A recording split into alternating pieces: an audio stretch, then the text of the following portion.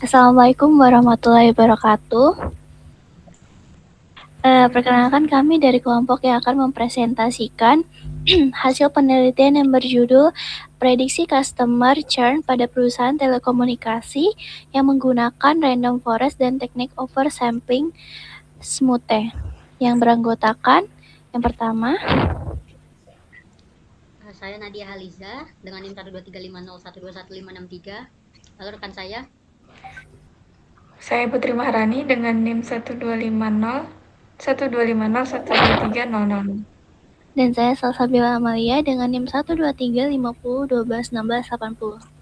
Nah, mungkin kita lanjut saja ke pembahasan yang pertama. Nah, seperti yang kita tahu pada industri telekomunikasi itu kan mempertahankan pelanggan merupakan salah satu hal yang penting karena persaingan antar perusahaan itu semakin tinggi. Nah, jadi salah satu permasalahan yang sering terjadi adalah customer churn, yang dimana kondisi ini ketika pelanggan memutuskan untuk berhenti menggunakan layanan dari suatu perusahaan. Nah, jadi jika jumlah pelanggan yang berhenti semakin banyak, tentu saja dapat memberikan dampak terhadap pendapatan perusahaan itu sendiri. Nah, jadi oleh karena itu diperlukanlah sebuah metode yang dapat membantu perusahaan dalam mengenali pelanggan yang berpotensi melakukan churn lebih awal. Nah, jadi pada penelitian ini kami menggunakan metode machine learning untuk melakukan prediksi customer churn berdasarkan pola data pelanggan itu sendiri. Nah, jadi selanjutnya itu dataset penelitian. Nah, jadi untuk yang dataset yang kami gunakan di sini adalah Telco Customer Churn Dataset, yang dimana dataset ini berisi tentang informasi mengenai pelanggan perusahaan telekomunikasi. Nah, jadi dataset ini awalnya itu terdiri dari 7.043 data pelanggan. Nah, lalu setelah kami preprocessing lagi dan pembasian data, jumlah data itu menjadi 7.032 data yang siap digunakan untuk pemodelan. Nah, jadi untuk beberapa fitur yang digunakan dalam penelitian kami ini, yaitu seperti lama berlangganan atau tenor. Nah, jadi lama berlangganan atau tenor, jenis kontrak, biaya bulanan, metode pembayaran, dan juga beberapa informasi pelanggan lainnya. Nah, jadi target yang ingin diprediksi itu adalah apakah pelanggan tersebut melakukan churn atau tidak. Nah, jadi selanjutnya itu adalah data processing atau data processing, yang dimana sebelum data itu digunakan untuk membuat model, jadi terlebih dahulu itu dilakukan proses processing, yang dimana tahapan yang pertama yaitu data cleaning. Jadi di mana kami melakukan pengecekan terhadap data yang kosong dan memperbaiki tipe data yang belum selesai. Nah, jadi kemudian dilakukanlah transformasi data. Jadi terutama pada data kategorikal agar dapat dipahami oleh algoritma machine learning itu. Nah, jadi setelah itu dilakukanlah scaling untuk menyamakan skala dan fitur. Nah, yang terakhir, data itu menjadi data training sebesar 80% dan data testing sebesar 20% gitu. Nah, selanjutnya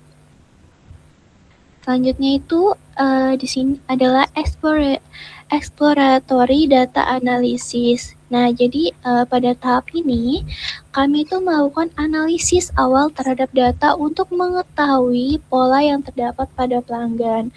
Nah, jadi berdasarkan hasil analisis kami, terdapat beberapa faktor yang memiliki hubungan dengan kemungkinan pelanggan melakukan churn. Yang dimana yang pertama itu yaitu tenor, di mana pelanggan itu dengan lama berlangganan yang lebih rendah itu cenderung memiliki kemungkinan churn yang lebih tinggi. Nah, yang kedua itu kemudian jadi terdapat faktor monthly charge atau biaya bulanan yang dianalisis. Jadi karena dapat memengaruhi keputusan pelanggan. Nah, selain itu jenis kontrak pelanggan juga menunjukkan adanya hubungan dengan tingkat churn.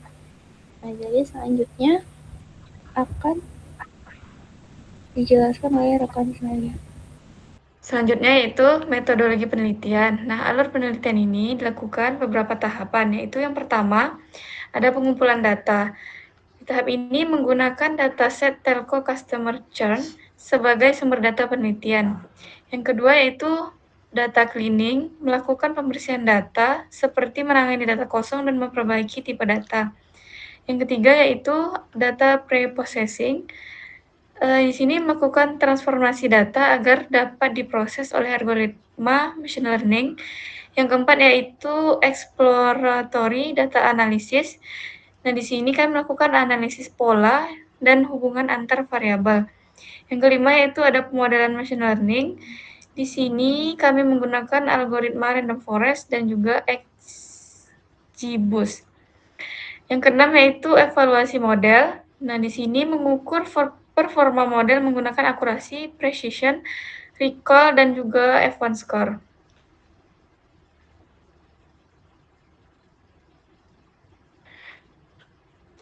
Nah, adapun permasalahan yang kami jumpai itu ada permasalahan class imbalance. Dataset customer churn mengalami ketidakseimbangan kelas.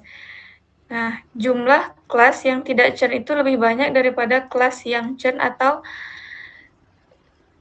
yang akan berpindah. Nah, jika langsung digunakan untuk training, model akan cenderung berpihak kepada kelas mayoritas hingga sulit mengenali pelanggan yang benar-benar akan churn. Nah, solusinya di sini kami menggunakan SMOTE atau Synthetic Minority Oversampling Technique. Kemudian model machine learning. Penelitian ini menggunakan dua algoritma. Yang pertama itu random forest. Random forest merupakan algoritma ensemble yang menggabungkan banyak decision tree. Nah, keunggulannya itu yang pertama mengurangi overfitting, yang kedua stabil dalam klasifikasi, dan yang ketiga mampu menangani banyak fitur. Untuk XGBoost merupakan algoritma boosting yang membangun model secara bertahap dengan memperbaiki kesalahan prediksi sebelumnya. Ada dua keunggulan metode ini. Yang pertama yaitu performa tinggi pada data yang tabular, kemudian mampu menghasilkan prediksi yang optimal.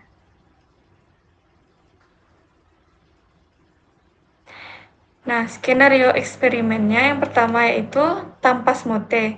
Nah, model random forest dan XGBoost dilatih menggunakan data asli yang masih tidak seimbang. Yang kedua yaitu skenario dengan SMOTE. Data training diseimbangkan menggunakan SMOTE terlebih dahulu, kemudian dilakukan proses training model. Tujuannya adalah untuk mengetahui pengaruh SMOTE terhadap performa model.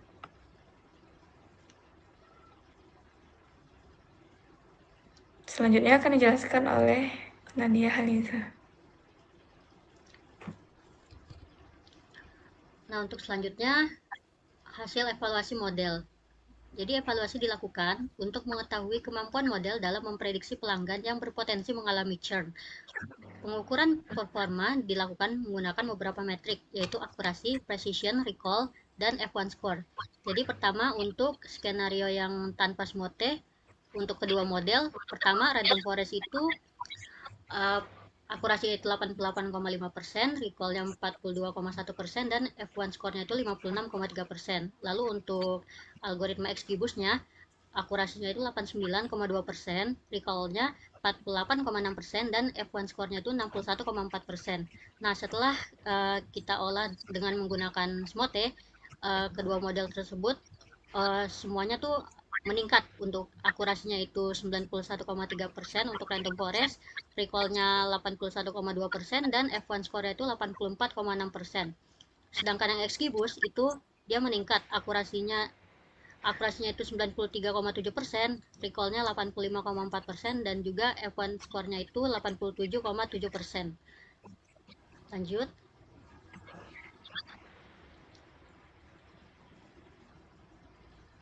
Nah, jadi berdasarkan hasil eksperimen yang sudah kami lakukan menggunakan SMOTE, penggunaan SMOTE ini memberikan peningkatan performa yang signifikan. Jadi pada model tanpa SMOTE itu nilai recall masih rendah karena model mengalami bias terhadap kelas mayoritas.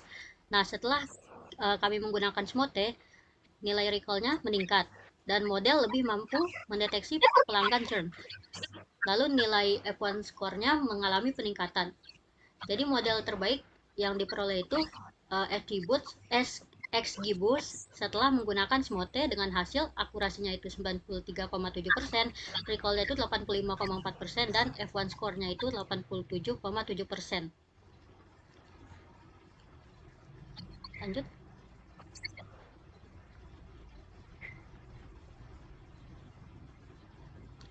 Nah, jadi untuk kesimpulan, berdasarkan penelitian yang kami lakukan, pertama untuk data pre-processing membantu mempersiapkan dataset sebelum pemodelan. Lalu teknik SMOTE berhasil mengatasi masalah ketidakseimbangan kelas dan penggunaan SMOTE meningkatkan performa random forest dan juga XGBoost. Dan model terbaik yang kami peroleh ialah XGBoost dengan teknik SMOTE yang hasil akurasinya itu ialah 93,7%. Lanjut. Baik, sekian saya kembalikan kepada moderator.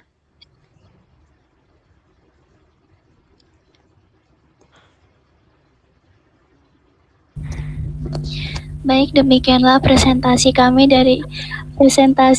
pada hari ini mengenai prediksi customer churn menggunakan random forest dan teknik SMOTE. Terima kasih atas perhatiannya. Kami akhiri. Wassalamualaikum warahmatullahi wabarakatuh.